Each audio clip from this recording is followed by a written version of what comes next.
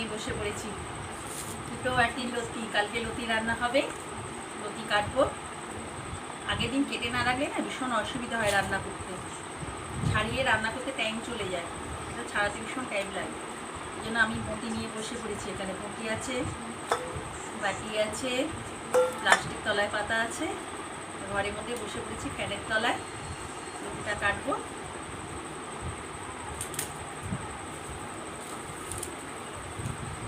এগুলো ছাড়াতে হবে। খেতে তো খুব ভালো লাগে, লতি দিয়ে চিংড়ি মাছ দিয়ে খেতে অপূর্ব লাগে, ছাড়াতেই টাইম লাগে। এখন অবশ্য বাজারে ওরা কেটে দেয়, বাজারে কাটাটা নিয়ে আসি না। বাজারে কাটাটা না কেমন যেন ওরা ছাড়াতে ভালো করে ছাড়ায় না, যার জন্য আমরা এখানে ভালো করে ধুয়ে রেখে দিই এটা, তারপরে ছাড়াই।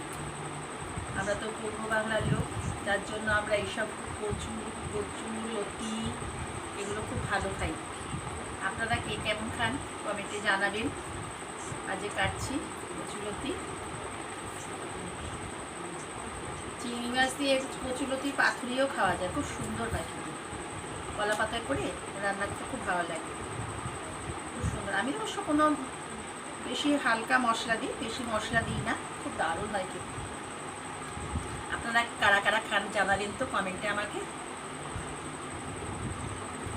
এই দেখুন একটা একটা করে ছাড়াচ্ছি, ছাড়াচ্ছি। টাইম যায়, টাইম গেলে কি হবে, যাক খেতে তো ভালো লাগে।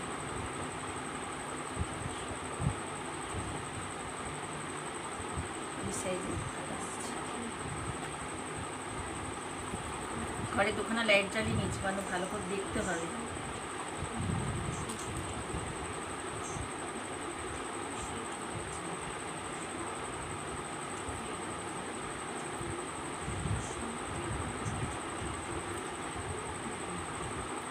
কাটতে থাকি বন্ধুরা, পুরো কাটা হয়ে গেলে দেখাবো। খোলাগুলো ছাড়াচ্ছি।